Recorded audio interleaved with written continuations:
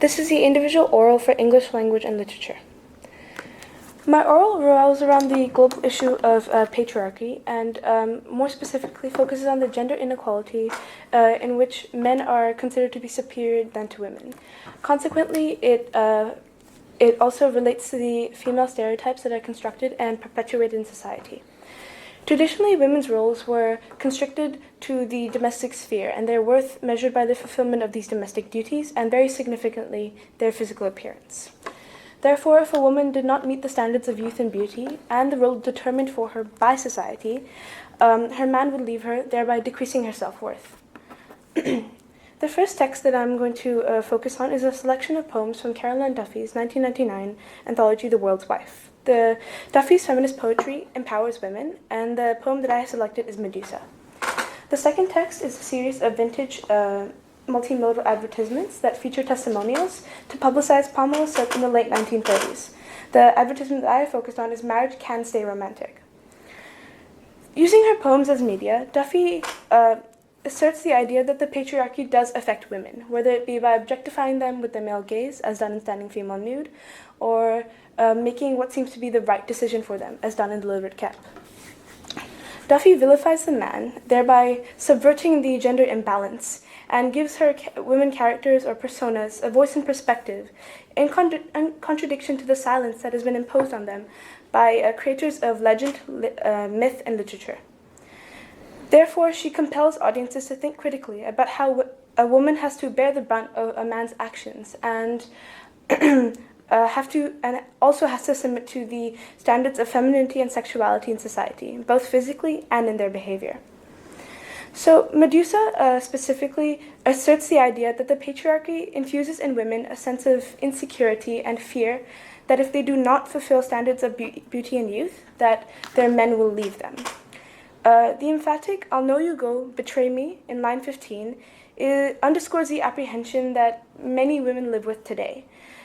It is portrayed as one of the most insidious effects of objectification because it suggests that the desirability of a woman is dependent on her physical beauty. Furthermore, this gender inequality is also reflected in the impunity with which men reject their wives and seek other women. This is shown with line 39, "Your girls, your girls." The use of the repetition and the plural girls suggests that the unappealing Medusa has been replaced with more beautiful and younger women. Furthermore, the use of the second-person possessive pronoun "your" reflects society's and Medusa's implicit belief that girls are male possessions. Therefore, Duffy asserts the notion that in society, men are typically provided with more leeway, especially regarding infidelity. The poem Medusa, also with its dramatic monologue form, implies that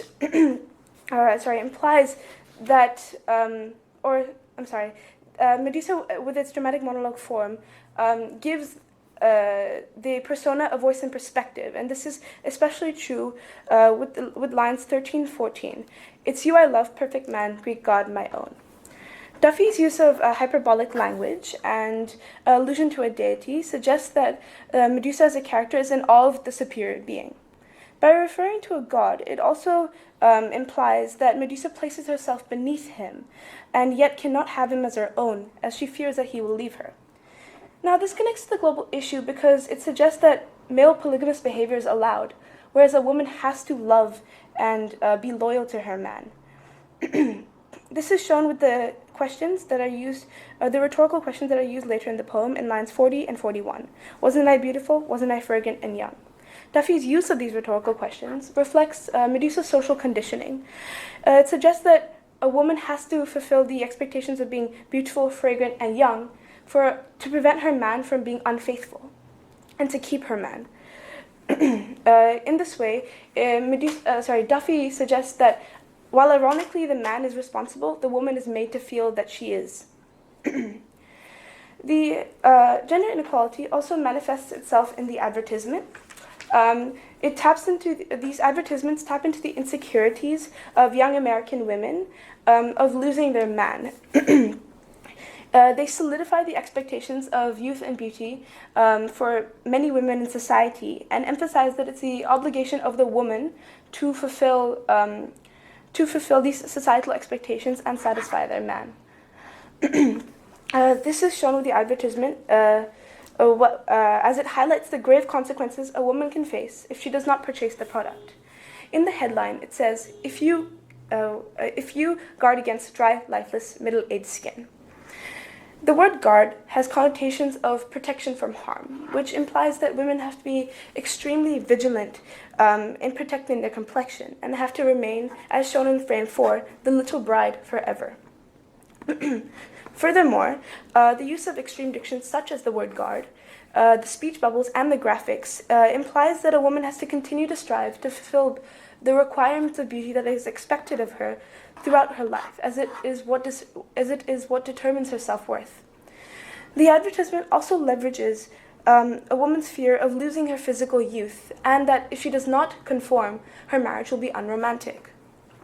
The advertisement features an older, more experienced woman adopting the male perspective by reinforcing stereotypes as shown in the tagline of soft, smooth, young skin.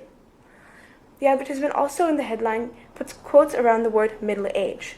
Now this suggests that the advertisement is criticizing such skin to such an extent that they are implying that middle-aged skin is undesirable, so much so that it makes a marriage unromantic. This taps into or draws attention to the deep-seated fear of loss of youth that many women feel today, and is contrary to what women in the 1930s would have wanted to. They desired to create a home or to create a family. In this way, the advertisement shows that to have a good marriage, a woman must concede to her fears. Further, the advertisement shows that it's a responsibility of the woman to inject romance into the relationship. The subtle hint is that if she fails to do so, the man can look for romance elsewhere. This is shown in frame 4, where it says her marriage.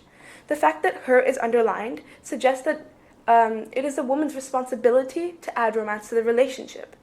This is stressed with the use of personal pronouns in the quote in frame 1. That's why I'm so careful about my complexion. The use of the personal pronouns insinuates that the woman realizes that the onus is on her to keep the marriage successful. Furthermore, the advertisement features, as I said before, an older, more experienced woman advising a younger new bride. Since the audience would have been able to identify with desiring to look like a new bride, they feel privileged to be let into such a secret. In this manner, the advertisement perpetuates such societal expectations by mirroring societal beliefs of the fear of middle-aged skin, and further validates the fear that is felt by many women, that they have to take initiative to fulfill what is expected of them in society. The advertisement also suggests that societal expectations are very important, and a woman should fulfill these societal expectations of youth and beauty with the use of costumes. The women are wearing dresses that cinch the waist and accentuate the bust, which asserts the standards of femininity that is expected of the women in the audience, and disseminates the notion that a woman has to appear beautiful to appear worthy in society. In conclusion, Duffy's poetry demonstrates a woman's fear that she will not be able to satisfy her husband, or that her husband might leave her, and demonstrates the societal expectations that underlay this fear. Furthermore, the advertisement very bluntly asserts these expectations of societal beauty, and uses a woman's fear that she will not be able to fulfill these expectations to their advantage to make a purchase. Both texts highlight the prominence of patriarchy in today's society and the relevance of the issue. As it goes from 1930 to 1999, it suggests that the issue is a timeless one.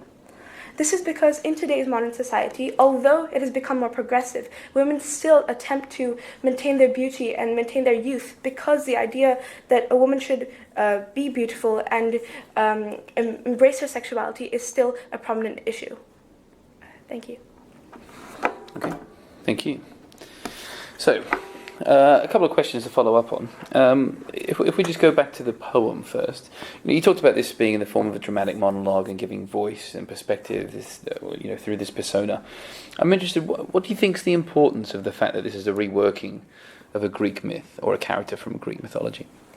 Well, this poem, Duffy with this poem actually puts Medusa into a modern context, and as I said before, highlights the fact that patriarchy is a timeless issue. Because she puts the character in such a modern context, it suggests that the idea that a woman has to fulfill certain societal expectations does not change over time, and that the role of a woman is determined by society, and the idea that women have to fulfill this societal role has not changed. I would say the importance of the fact that it's a Greek mythology suggests or gives the audience or the readers some reflection to think about how this issue has continued to or has maintained its timelessness, and that even although it may be less extreme nowadays, the issue of patriarchy and the prominence that a man can decide a woman's role is still a prevalent issue. Okay, I'm interested by your choice of text as a combination is very interesting, and I'm curious about what you think is important or significant about perhaps the fact that the husband that you've spoken about is very much present, or at least implied to be present in the poem, whereas there seems to be a total absence of the man or husbands in the advertisement. Can you comment on why you think that might be significant? Well, the reason that the husband is very bluntly mentioned in the poem is because, as aforementioned, Duffy likes to vilify the man as to demonstrate how patriarchy affects women.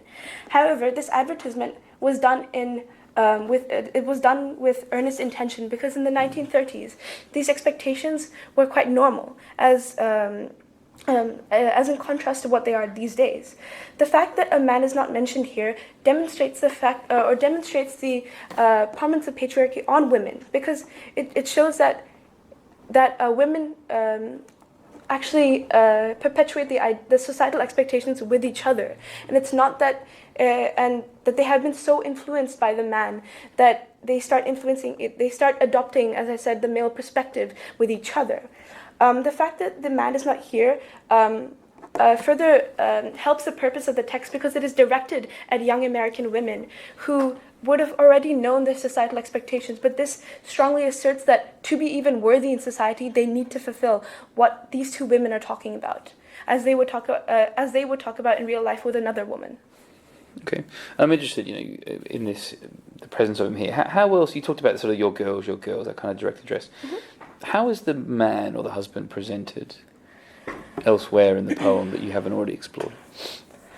Well, first of all, in this poem, with the view that my global issue is focused on, the man is vilified as someone who's adulterous and does not take into consideration the feelings of the woman. But also, in the first stanza, it says, "A suspicion, a doubt, a jealousy grew in my mind, which turned the hairs on my head to filthy snakes," which further implies or further suggests the man's influence on a woman as on a woman's fears that he might leave her. So there's a suggestion that the man is simply a catalyst to the insecurities that are perpetuated, or the insecurities that snowball in society because of what is so blatantly expected of women. And this is shown with the quote, "which turned the hairs on my head to filthy snakes," as the grotesque visual image helps to demonstrate that Medusa's fears is actually what has led her to become this gorgon, this monster. And it wasn't the direct influence of the man, but it was just simply the thought that the man was going to stray from home that incited such a grotesque image. And the auditory imagery with filthy snakes emphasizes that, because it's almost as if the readers can hear the snakes hissing. Okay, thanks. A final question. You talked about this being a timeless issue, and they're so far apart, these texts, and yet this is still so relevant in today's society. Does either text offer any kind of solution in your mind? I would say that because the advertisement was placed in or is in the context of the 1930s, that there's not much of a solution offered because this was what that was the norm. However, because Duffy's poem was produced in 1999, where progression was starting to where progression was induced, there's a suggestion of a solution or perhaps a contemptuous response to what society presents to women as their expectations with the last line, "Look at me now." Now, this quote is ambiguous in the sense that it could mean that "look at me now," it could mean that Medusa is forcing the audience to look at what this fear and this expectations have done to her. But also, it's also challenging or testing the audience, as by looking at Medusa, they would be turned into stone. And this is perhaps not a solution, but in a way, Medusa's revenge to a vengeance towards what societal expectations have been imposed on her. Okay, thank you.